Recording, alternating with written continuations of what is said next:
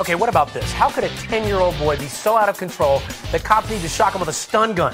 2 police officers were called to a daycare in Martinsville, Indiana, to handle this kid. They say the little boy was hitting and kicking his caretakers. He wouldn't obey. So one officer used a stun gun. Folks, this kid is some 94 pounds soaking wet. Was it necessary? We want to get to the bottom of this. I will not tolerate unnecessary or unusual treatment of any suspect, regardless of age. The police department put both officers on administrative duty, and they're investigating it all now. We're taking your calls, 877-TEL-HLN. And joining us now is former police detective Steve Cardian. He's a certified taser instructor. And, Steve, I got to ask you right off the bat, couldn't they do this without this kind of force?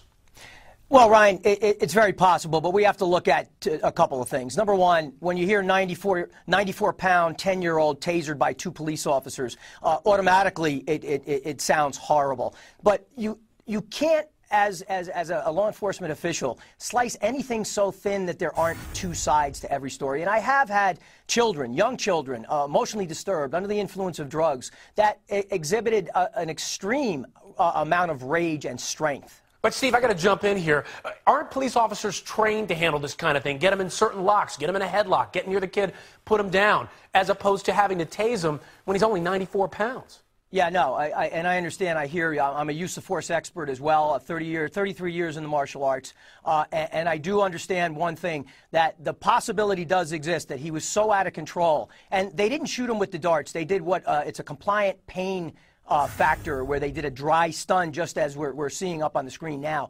They dry stunned him, and that's a pain compliance. It doesn't send electronic 50,000 volts through his entire body. Okay, so it doesn't have the same kind of pain threshold. What does it do to him long term? This is a 10-year-old boy. I'm worried that he might have some kind of personal, permanent damage going on here. No long-term effects. Had they taken him down and the officers fell on top of him with all their weight, it's likely that he would have sustained some sort of broken bones. But with the implementation of the taser, it's a brief a moment of pain followed by likely compliance. And, give you some background on this. Apparently, the cops were out there a little bit earlier, a couple months earlier. They had had some problems with this boy before. Hey, let me ask you, Steve, is this becoming a normal way to handle out-of-control teens? We've been flashing stats and different incidents that have happened recently involving teens. I got some right here, using a taser on a 10-year-old. The mother told the officer to do it.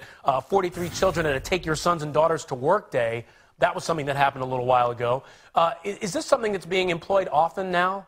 Well, it's something that's being very sensationalized as a result of the use of the taser. And, I'd hate to see a couple or a handful of incidents taint what is a very, very effective law enforcement tool that saves many officers from injury and worse. Okay, Steve Cardian, thank you so much. I think about this kind of story, and I say to myself, all right, he's 94 pounds soaking wet, but you know what? Maybe kids are at that point where they're getting out of hand. Officers have to do something. But, Steve, as you said, I would think they would have different holds, different things they can do to keep these kids in line. You never know. It's situation to situation. Thanks, Steve. Right.